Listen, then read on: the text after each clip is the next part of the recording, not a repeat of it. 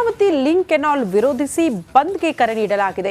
ತುಮಕೂರು ಜಿಲ್ಲೆ ಬಂದ್ಗೆ ಹೋರಾಟ ಸಮಿತಿ ಕರೆ ಕೊಟ್ಟಿರೋದು ಇಡೀ ತುಮಕೂರು ಬಂದ್ ಆಗಬೇಕು ಅಂತ. ಬಂದ್ಗೆ ವಿವಿಧ ರೈತ ಕನ್ನಡ ಪರ ಸಂಘಟನೆಗಳು ಕೂಡ ಬೆಂಬಲ ಸೂಚಿಸಿದೆ ಅನ್ನೋದರ ಡೀಟೇಲ್ಸ್ ಸದ್ಯ ಸಿಗ್ತಾ ಇದೆ.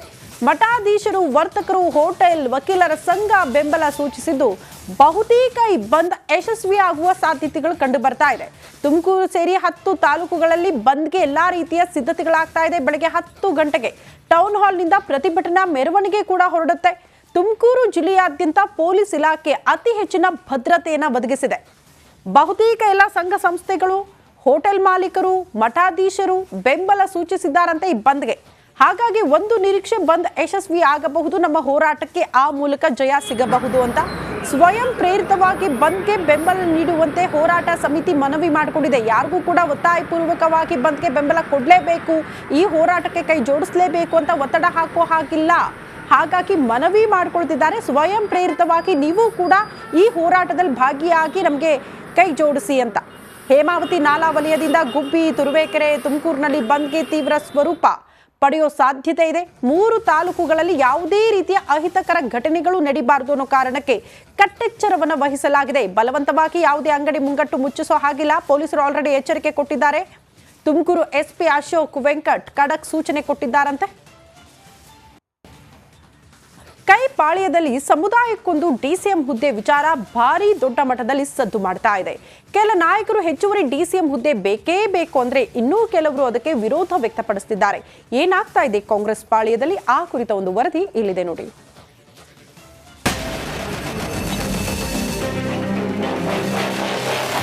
ಯಾರೋ ಕೆಲವೇ ಜನ ಅಧಿಕಾರ ಇಟ್ಕೊಂಡು ಬೇರೆಯವ್ರಿಗೆ ಅಧಿಕಾರ ಇಲ್ಲೇ ಇದ್ದಾರೆ.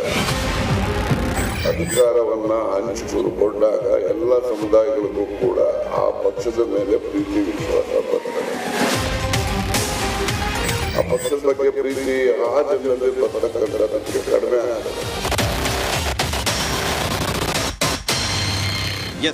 ಕೆಎನ್ ರಾಜಣ್ಣ ಆಡಿದ ಇದೇ ಮಾತುಗಳು ರಾಜ್ಯ ರಾಜಕಾರಣದಲ್ಲಿ ಸಂಚಲನ ಮೂಡಿಸಿವೆ. ಅಧಿಕಾರ ಹಂಚಿಕೆ ಆಗ್ರಹದ ಬೆನ್ನಲ್ಲೇ ಕಾಂಗ್ರೆಸ್ನಲ್ಲಿ ಮತ್ತೆ ಹೆಚ್ಚುವರಿ ಡಿಸಿಎಂ ಕೂಗು ಜೋರಾಗಿದೆ. ಸಿದ್ದು ಸರ್ಕಾರದಲ್ಲಿ ಡಿಸಿಎಂ ಹುದ್ದೆ ಫೈಟ್, ಸಮುದಾಯವಾರು ಸ್ಥಾನಮಾನಕ್ಕೆ ಸಮರ. ಕೆಲ ತಿಂಗಳ ಹಿಂದೆ ಹೆಚ್ಚುವರಿ ಡಿಸಿಎಂ ಹುದ್ದೆ ಕೂಗು ಕೇಳಿಬಂದಿತ್ತು. ಲೋಕಸಭೆ ಚುನಾವಣೆಯಲ್ಲಿ ಎಲ್ಲ ನಾಯಕರು ಬ್ಯುಸಿಯಾದರು. ಇದೀಗ ಮತ್ತೆ ಕಾಂಗ್ರೆಸ್ನಲ್ಲಿ ಡಿಸಿಎಂ ಕೂಗು ಕೇಳಿ ಬರುತ್ತಿದೆ. ರಾಜಣ್ಣ ಹಚ್ಚಿದ ಡಿಸಿಎಂ ಕಿಡಿ ಕಾಡ್ಗಿಚ್ಚಿನಂತೆ ಹಬ್ಬಿದೆ.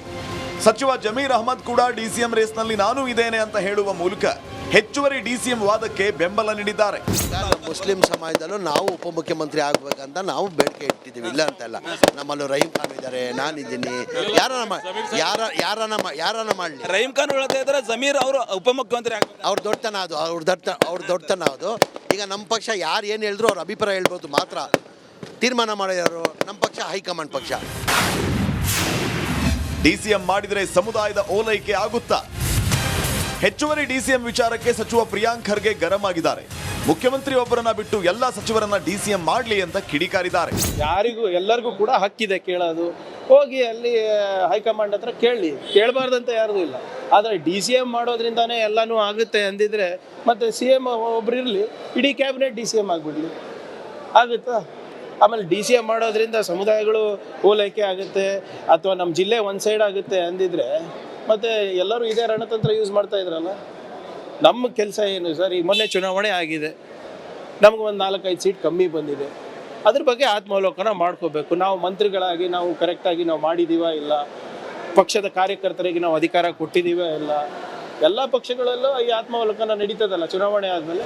ಮಾಜಿ ಸಂಸದ ಡಿಕೆ ಸುರೇಶ್ ಡಿಸಿಎಂ ಕೂಗಿಗೆ ವ್ಯಂಗ್ಯ ಮಾಡಿದ್ದಾರೆ. ಸಮುದಾಯಕ್ಕೊಂದು ಅಂತ 7-8 ಸ್ಥಾನ ಕೊಟ್ರೆ ಒಳ್ಳೆಯದು ಅಂತ ಹೇಳಿದ್ದಾರೆ. ಪಕ್ಷ ತೀರ್ಮಾನ ಮಾಡಿ ಇನ್ನೂ 5 ಜನ ಮಾಡಿದ್ರೆ ಒಳ್ಳೇದು. ಅದು ನನಗೆ ಮಾಹಿತಿ ಇಲ್ಲ. DK ಶಿವಕುಮಾರ್ ಅವ್ರ ವಿಚಾರ ಅಲ್ಲ ಇಲ್ಲಿ. ಅಲ್ಲ, ಎಲ್ಲ ಸಮುದಾಯಕ್ಕೂ ಕೊಡಬೇಕಲ್ಲ ನ್ಯಾಯ, ಸಾಮಾಜಿಕ ನ್ಯಾಯ ಮತ್ತು ಪಕ್ಷ ಬಲವರ್ಧನೆ. ಎಲ್ಲ ಸಮುದಾಯದವರು ಅರ್ಹತೆ ಇದೆ, ಅದನ್ನ ಪಕ್ಷದ ವರಿಷ್ಠರು ತೀರ್ಮಾನ ಮಾಡ್ತಾರೆ. ಇಷ್ಟು ದಿನ ಕಾಂಗ್ರೆಸ್ನಲ್ಲಿ ಬೂದಿ ಮುಚ್ಚಿದ ಕೆಂಡದಂತಿದ್ದ ಹೆಚ್ಚುವರಿ ಡಿಸಿಎಂ ವಿಚಾರ ಇದೀಗ ಜ್ವಾಲಾಮುಖಿಯಂತೆ ಸ್ಫೋಟಗೊಂಡಿದೆ. ಈ ಎಲ್ಲಾ ಬೆಳವಣಿಗೆಗಳಿಂದ ಕಾಂಗ್ರೆಸ್ ಸರ್ಕಾರದಲ್ಲಿ ಹೆಚ್ಚುವರಿ ಡಿಸಿಎಂ ಆಯ್ಕೆ ಆಗ್ತಾರಾ ಅಂತ ಕಾದು ನೋಡಬೇಕಾಗಿದೆ. Bureau report, republic Kannada.